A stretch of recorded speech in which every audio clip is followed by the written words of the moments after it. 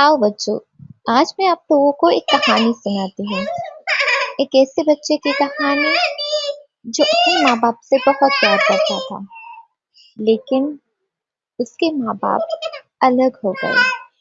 वो अपनी माँ से भी प्यार करता था और अपने बाप से भी, और उन दोनों की अलगावनी ने उस बच्चे को तोड़ दिया, खत्म कर दिया। वो बच्चा न बाप के पास जा सकता था न माँ के पास, क्योंकि उसको दोनों की जरूरत थी, माँ की भी और बाप की भी। तो वो बच्चा उदास रहने लगा, और उदास रहते रहते वो बच्चा एहसास महरूमी का शिकार हो गया, जिससे उसकी जिंदगी खराब होने लगी।